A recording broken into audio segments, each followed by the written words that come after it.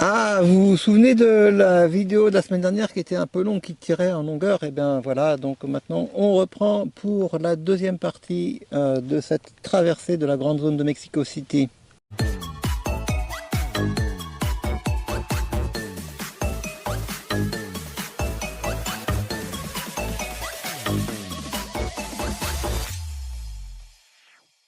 Pour se rendre vers Mexico City, nous avons fait le choix de longer le volcan Popocatépetl. Alors on a commencé à l'apercevoir sur la route et puis on l'a bien vu déjà le soir de Cholula, mais on voulait passer en quelque sorte au ras, c'est-à-dire que près de ce volcan il y en a un autre et il y a donc un col qui sépare les deux. On s'est donc engagé sur cette piste-là. Et on était tout seul dans la montagne. Malheureusement, on n'a pas été gâté par la météo et le ciel était un peu chargé. Ouais. Ce qui fait qu'on n'a pas pu bien voir se dégager dans des bonnes conditions de lumière, d'éclairage et de ciel la colonne de fumée qui surplombe le volcan. Mais on l'a quand même vu en partie, on va dire, et on avait la joie d'être aussi tout seul. C'est assez surprenant parce que là, on se rapproche quand même sérieusement de Mexico City. On est à moins de 100 km. On pourrait penser qu'un si bel endroit, au sens naturel, c'est un parc. C'est un parc, un volcan magnifique. On pourrait penser Oui, qu'il y mais a c'est beaucoup une de monde. piste, C'est une hein. piste qui est un peu difficile, mais quand même, certains pourraient, enfin je veux dire, sur les 20 millions de personnes qui vivent dans l'agglomération de Mexico City, il pourrait y en avoir 100 000 en fait qui prennent un 4x4 pour venir. Et en fait, non, on se retrouve tout seul. Sur cette route, assez haut quand même, Manu me dit ah j'ai envie d'aller voir, j'ai repéré qu'il y avait un ermitage. Alors là aussi pour y accéder, il fallait, ça descendait, ça descendait. Je me suis dit à un moment ou à un autre, il va bien falloir qu'on remonte. Donc on arrive dans cet ermitage. Parfois on visite quand même des petits trucs bizarres. C'était assez propre, il y avait des plans d'eau devant avec des barrières bien mises, etc. On rentre, on savait pas trop si on avait le droit d'y aller. Et là, il y a une dame, manifestement, qui fait partie du truc, qui vient vers nous et on lui dit mais est-ce qu'on peut monter à l'ermitage? Elle nous dit bah oui, vous pouvez, mais la piste, elle est quand même vraiment difficile. Écoutez, faites ce que vous pouvez, puis vous vous garez et vous continuerez à pied. Et c'est ce qu'on a fait, on s'est bravement lancé à l'assaut de cet ermitage avec Oscar. Alors, c'est un ermitage du silence, Oscar n'est pas vraiment silencieux de ce point de vue-là. Oui, On mais l'a baisé là. avant, quand on arrive à l'ermitage, on lui a coupé le sifflet. Ouais. Ah, tout ça se passe à plus de 3000 mètres d'altitude, donc c'est quand même assez difficile aussi pour Oscar, hein, qui a de moins en moins d'oxygène. Mais il s'est bravement acquitté de sa Ah ouais. tâche, on Incroyable, a on est monté une monté piste jusqu'au bout. difficile. Et il marche bien, hein, notre Oscar. Ouais, franchement, j'y croyais pas en bas de la pente là, mais à 3000 tours minute et 82 degrés, magnifique.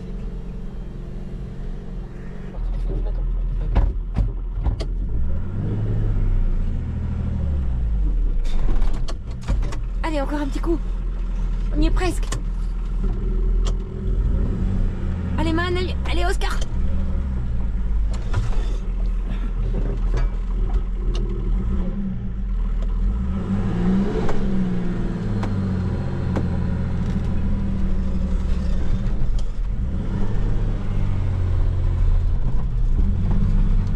C'est pas terminé par contre. Hein.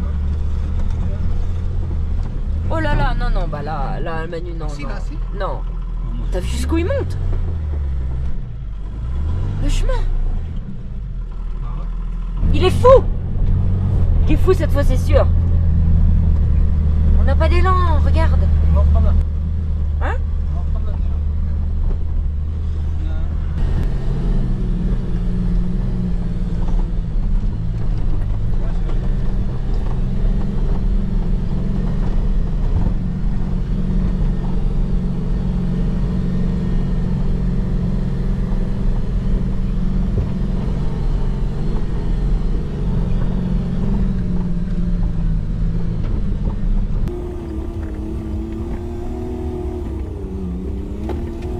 Après cet ermitage, c'est un drôle de truc en fait.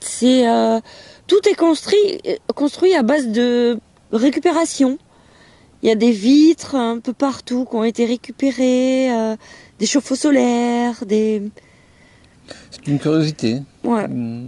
Et puis on passe le col et on redescend, on redescend pour passer la nuit presque en vue déjà de la très grande agglomération Non, mais d'abord, de on arrive Mexico où? City. Et ben, Avant d'aller à Mexico, qu'est-ce qu'on a fait? on est allé à Teotihuacan. Voilà. Mais À Teotihuacan, on Teotihuacan, est allé précisément à Teotihuacan parce que c'était l'endroit qui, de l'autre côté de la ville, nous permettait d'accéder à Mexico City en transport en commun. Mais c'était aussi un endroit très réputé en tant que tel parce qu'il abrite un des plus grands sites précolombiens d'Amérique. Et c'est un site qui se présente sous une forme... Nous, on savait juste que c'était un très grand site. Et il est très grand, en effet, par son extension. Alors là, on n'est plus en pays maya, on est en pays aztèque. Donc c'est un site aztèque. oh, bah, je sais pas si vous allez voir la différence. Hein. C'est pas... La différence saute pas aux yeux comme ça, mais il faut savoir que Mexico City a été construite sur une ville aztèque qui a été construite au bord d'un lac qui s'est asséché et qui a maintenant en partie disparu. Et la grande cité religieuse aux abords de dans cette région, c'était Teotihuacan. Et ça se présente comme quelque chose de très grand, mais d'assez difficile à apprécier d'un seul regard, parce que c'est tellement grand, justement, c'est tellement étendu, et c'est assez monotone parce que les mêmes constructions se répliquent en fait, en petit et en grand, que ça nous a semblé peut-être moins intéressant que d'autres sites moins réputés. Alors il y a deux pyramides principales, la pyramide de la Lune et la pyramide du Soleil, plus une myriade de plus petites pyramides qui servaient lors des grands rassemblements à ce que les différents villages ou les différentes populations qui venaient de différentes régions, c'était un centre de convergence religieuse, s'installent et puissent prendre position dans différentes zones. Le tout est relié par une immense allée centrale qui s'étend sur plusieurs kilomètres. Je crois que ça doit faire 2 à 3 kilomètres de long. Et parfois, il y a des constructions qui sont un peu plus importantes sur les bords, notamment le temple du Jaguar. Il y a beaucoup aussi de constructions qui restent en partie souterraines à nos yeux, sans doute parce qu'elles ont été recouvertes puis réexcavées par les archéologues. Donc il y a une partie de la visite qui peut se faire de manière semi-souterraine. Mais quand on est au niveau du sol, on a surtout cette immense allée, gigantesque, à la fois large et très longue, avec les deux grandes pyramides en ligne de mire et puis les petites pyramides sur le côté. Mais l'ensemble est un peu sec. C'est assez monotone en termes de couleurs aussi, parce que c'est assez poussiéreux. pour le coup, ouais, mais pour le coup, là, il y a des couleurs dans le temple du Jaguar. À l'intérieur du temple, oui, mais quand on regarde, quand on essaye d'appréhender l'ensemble du site d'un seul regard, c'est très monochrome.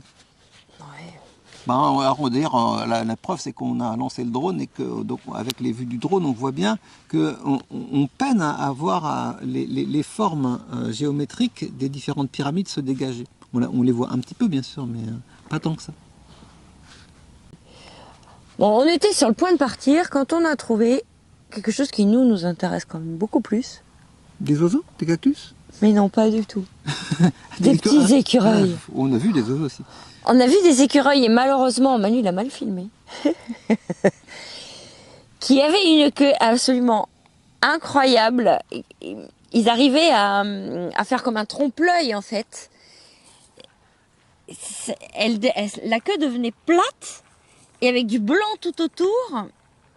Et puis après, ces animaux, ils sont en fait un peu humanisés. Au début, on était super contents, on pensait être les seuls à les voir. Oh et ouais, puis, en fait, non, ça m'énerve. Ils sont nourris par les touristes, c'est pour ça qu'ils sont pas farouches. C'est trop mignon. Oh là, on voit des Mexicains arriver, ouvrir les paquets de chips, les écureuils venir à 20 cm d'eux.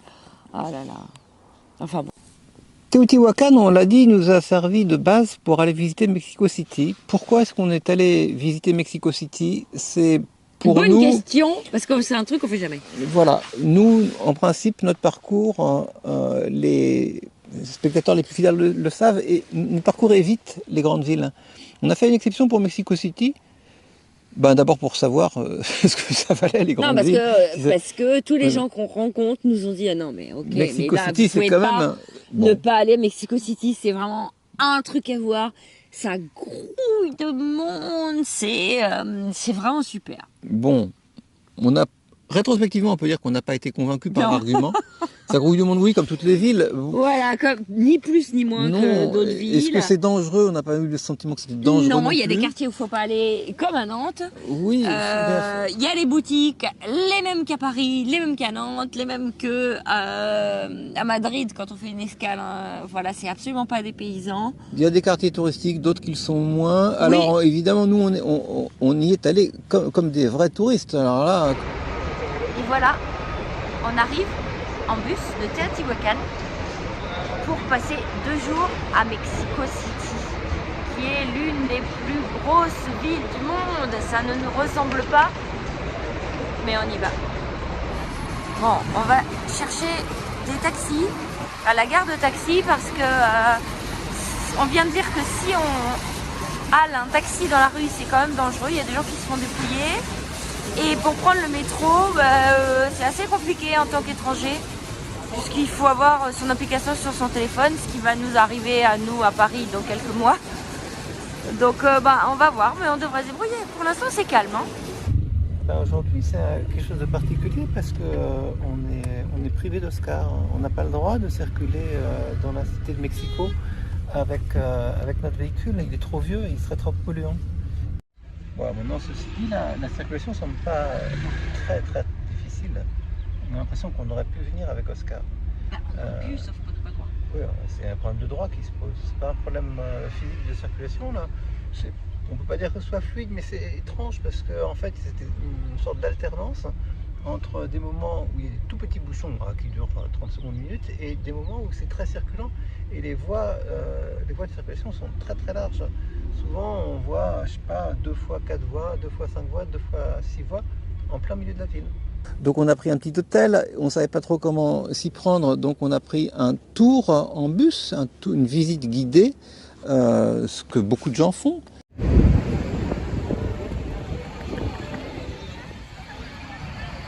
Les touristes.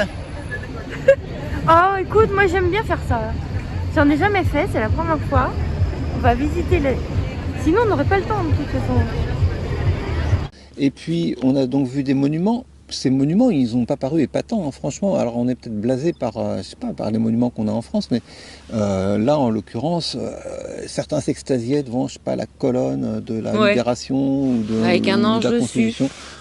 Bon, nous on l'a vu, très bien, on l'a photographié, on s'est acquitté de nos devoirs de touristes, mais on n'a pas été absolument emballé.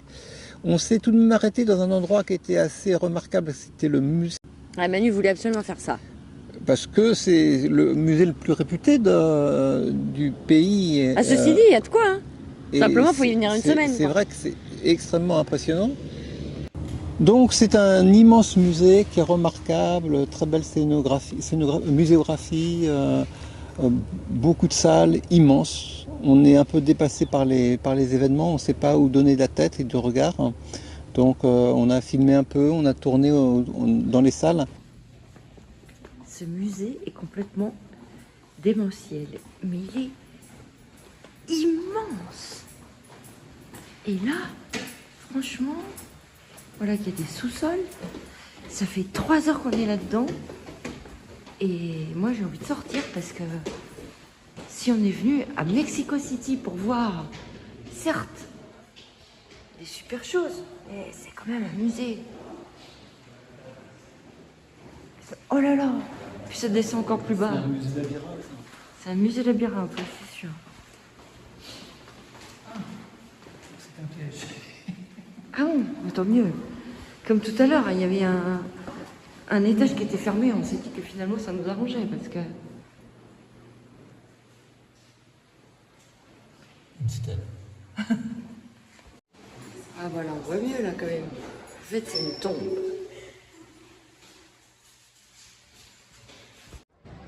Voilà, c'est pour vous dire que c'est vraiment le musée labyrinthe. Regardez le plan de sortie de secours.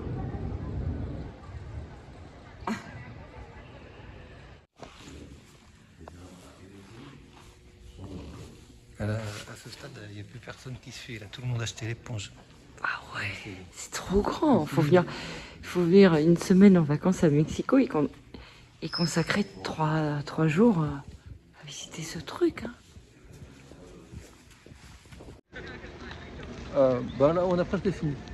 En fait, on est arrivé ce matin vers 11h et on a fait là un musée qui résume la totalité de Mexico, même du Mexique en général. Donc là, on estime qu'on n'a plus besoin d'en faire d'autres. Ah non.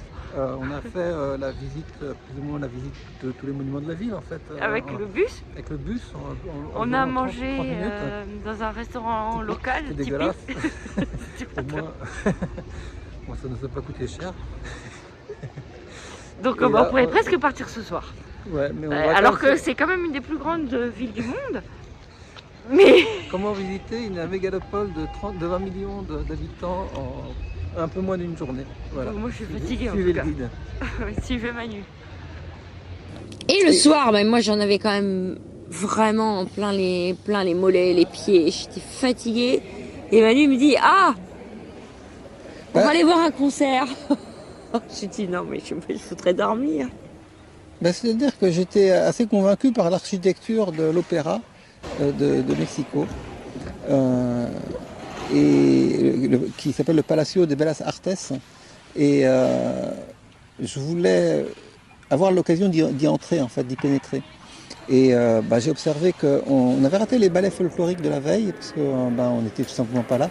Et il y avait quand même un spectacle qui se déroulait le soir et qui était très accessible en prix, parce que alors là, c'était un prix qui défiait toute concurrence. 3,50 €, on s'est dit ça. Même si on s'endort, c'est pas très grave. Et donc on a assisté à un concert de musique de chambre contemporaine un peu étrange, en l'honneur d'un compositeur local. Alors il devait avoir quelques amis dans l'assistance, parce que tout le monde s'extasiait en fait. Non, mais pas la musique classique de chant, c'est pas notre truc. On n'y voyait rien, mais j'ai trouvé ça beau quand même. Mais c'était en tout cas, c'est vrai que cette salle est magnifique, hein, et donc c'est un bon souvenir et inattendu de l'opéra de Mexico. Même si c'était pas de la musique mexicaine à proprement parler, en tout cas pas de la musique folklorique mexicaine. Et puis le lendemain, on a fait un bref tour devant la cathédrale quand même. La cathédrale de Mexico, qui est bizarrement conçue parce qu'en fait c'est comme s'il y avait 3 corps. Il y en a un là qui est en réflexion, comme si là il y avait un deuxième édifice et là un troisième. C'est très difficile de prendre l'ensemble. Et alors il y a quelque chose, je crois que vous voyez pas à la caméra, mais c'est que c'est pas droit du tout. Cette partie là, en fait elle est comme ça. Et celle-ci elle tombe comme ça. Donc c'est comme s'il y avait 3 cathédrales côte à côte en quelque sorte, posées parallèlement l'une à côté de l'autre. Et il y a vraiment 3 nefs. Hein. Il y en a une là, il y en a une là, et il y en a une de l'autre côté. On entend les gars qui travaillent, qui sont en train de faire la réflexion de cette partie-là. Et puis on a fait quelque chose de plus original, c'est que là je voulais tenter d'aller voir un spectacle naturel dans la ville de Mexico qui est très particulier. En regardant en fait d'où venait la ville de Mexico, j'ai observé qu'elle avait été construite sur un lac asséché, et ce lac asséché a pour propriété d'abriter une créature étrange qui s'appelle l'axolotl. Pour voir les axolotes, on doit se rendre dans un quartier particulier qui est un quartier qui correspond aux anciens marécages asséchés, dont il reste quelques canaux qui circulent et qui donnent accès encore à des zones aquatiques qui permettent notamment la production de certains fruits et légumes. En arrivant dans ce quartier, on a été surpris parce que on est arrivé dans le village. Et là, on a vu plein de gens avec des bébés dans les bras qui se dirigeaient vers un endroit, donc on est allé voir. Et on a vu une grande procession religieuse alors qu'il faisait un peu carnaval, parce que il y avait beaucoup de personnes qui étaient déguisées en masque, mais il y avait quand même une dominante qui était une dominante catholique, puisqu'il se rendait vers une église catholique, d'ailleurs je crois que c'était une cathédrale, la cathédrale du quartier. Et là, on a observé, mais ce qu'on avait déjà entreaperçu pendant les semaines précédentes, les jours ou les semaines précédentes. Quand on était à Puebla, j'ai dit à Manu, c'est bizarre, il y a des gens qui se promènent avec des bébés dans les bras. Et ensuite, il y avait plein de magasins et c'était écrit El Niño de Dios, donc l'enfant de Dieu, qui était rempli de baigneurs avec des beaux habits de cérémonie. Mais on n'a pas compris ce que c'était. Et c'est en arrivant là qu'on s'est dit, mais mon Dieu, ça y est, quoi. Et c'était le jour de El Día del Niño de Dios dans toute sa splendeur. Donc tout le monde en fait vient, alors en général en famille, hein, il y a peu de solitaires, accompagnés, enfin, donc en tenant dans les bras ou en promenant en poussette. Ou des. Souvent parfois une collection de poupons, de baigneurs habillés de belles robes qui sont supposés représenter l'enfant Dieu.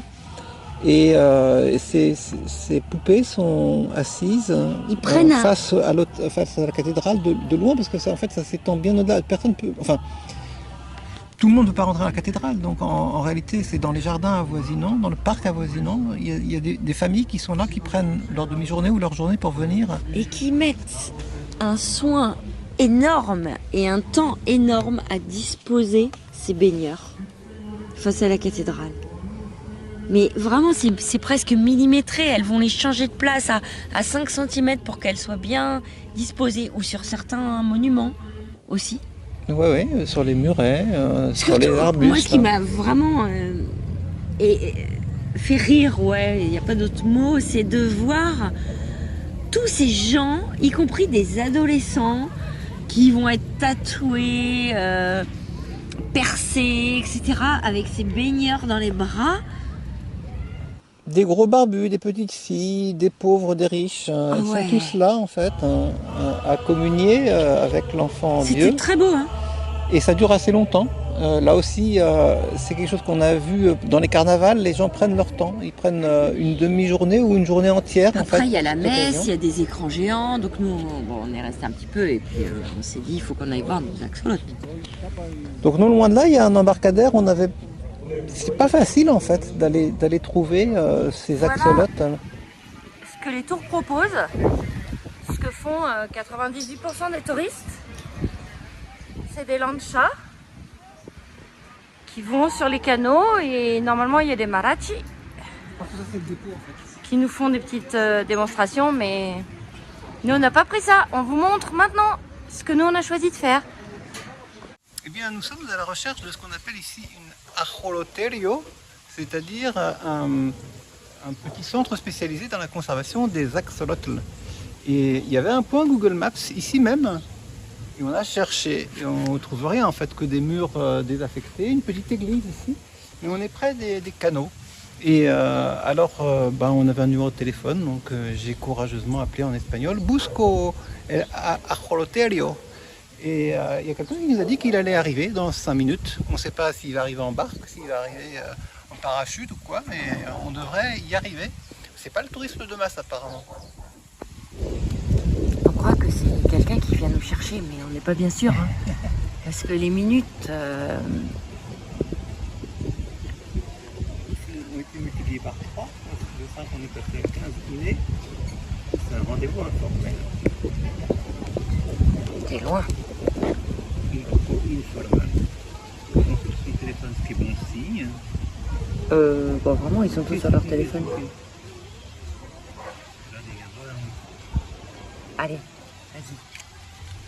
Il nous a emmené visiter tous les deux seulement une petite réserve d'axolotes. Hein. Et alors, c'était. Mais déjà pour y arriver, c'est super joli les canaux. Oui, et puis en plus, c'est pas accessible autrement que par un canal. C'est pas pour le spectacle en fait, c'est que il n'y a pas de rue pour aller à cet endroit. Alors comme tout ce qu'on fait sur l'eau, c'est-à-dire que c'est très calme, il y avait des oiseaux partout, des jolies maisons. Alors là on voit une chinampa, ce sont des îles artificielles qui ont été créées bien avant l'arrivée des Espagnols par une succession d'empilements de branches et de terre. Et ça crée un réseau d'îles artificielles. Donc cette Chinampa, par exemple, elle n'est pas reliée à la terre principale. On est en fait sur un ensemble d'îles sur le lac. C'est amusant comme à quelques centaines de mètres près, quelques dizaines de mètres près seulement, on est à l'écart des circuits touristiques. Et on entend au loin les mariachis. Et là, il y a sans doute des milliers de touristes. Et nous, on est absolument tout seuls sur les canaux. C'est trop cool. Il y a bien écrit ouvert près de la porte, à Biartan. Mais il faut venir avec déjà sa propre lancha, donc c'est quand même pas très facile à trouver. C'est trop bien, c'est trop mignon. Ils ont organisé une petite boutique. Hola, buenas tardes. Et on a vu ces axolotes là, qui sont donc des créatures très étranges. C'est une famille d'animaux très à part. Hein. Ils ont différentes caractéristiques, dont la principale est la néoténie, c'est-à-dire que c'est comme si c'était des animaux qui atteignaient la maturité sexuelle, alors même qu'ils restent à un état qui pourrait être considéré comme un état fœtal ou un état juvénile en tout cas. Et une autre caractéristique, c'est que, et c'est sans doute lié, ils ont une capacité de régénérescence très importante de leurs membres. On peut leur couper un membre quelconque, pratiquement, sauf sans doute la tête. Oui, c'est un animal qui intéresse beaucoup les scientifiques, hein, qui se demandent si on ne pourrait pas trouver le gène qui permet de régénérer nos membres. Ben, c'est un peu l'animal de la jeunesse éternelle, en fait, qui se développe jamais complètement, mais qui n'est jamais, enfin, qui ne peut pas non plus être blessé ou détruit, puisqu'il se régénère. Donc c'est une curiosité. Et cet animal existait déjà à l'époque des Aztèques, et il a un peu disparu finalement récemment, puisque la biologiste qui nous a reçus nous parlait de ses grands-parents et de ses parents qui voyaient pour les grands-parents beaucoup d'axolotes, pour les parents quelques axolotes, et maintenant ils sont à peine trouvables dans la nature. Il n'y en a plus, elle nous a dit. Et donc ils sont maintenant simplement dans des situations de conservation. Alors on a quand même fait l'effort d'aller les voir là où ils étaient, là, dans leur habitat d'origine en fait, ou en tout cas tout près. Alors il n'y en a plus pour plusieurs raisons. D'abord c'est que le lac est infesté de tilapia. Oui, il y a des espèces invasives, il y a la pollution. Et puis il y a la pollution. Et puis il y a tout simplement la régression du lac parce qu'il y a beaucoup moins d'eau qu'avant. Donc c'est ces trois facteurs qui s'ajoutent qui font disparaître l'axolote de son milieu naturel. Donc on est allé lui rendre une dernière visite, si on peut dire, en tout cas pour ce qui nous concerne, et on voulait vraiment faire cet effort-là. Et il n'y a pas beaucoup de gens qui vont à Mexico City qui voient l'axolote vraiment, parce qu'on le trouve parfois peint sur les murs, par exemple. Il existe un peu en tant que symbole. Et on est allé le voir vraiment. Ou quand il y a des carnavals, il y a des chars qui représentent un axolote, donc ils savent ce que c'est. Mais il n'y a vraiment pas beaucoup de gens qui les voient en vrai. C'est des petits animaux tout mignons, avec une petite couronne. Bon, après, oui, ils sont dans des bassins. Hein. Ouais. On aurait aussi bien pu les voir en France dans un zoo. Chez Truffaut, on peut en acheter. Et on peut même en acheter maintenant. Mais bon, c'était pour nous une partie de Mexico et qui d'ailleurs renvoyait au Mexico ancien, au Mexico d'avant, les Espagnols. Et à ce fameux lac qui a maintenant disparu. Et quand on termine notre super journée dans un petit restaurant local, franchement, c'est cool.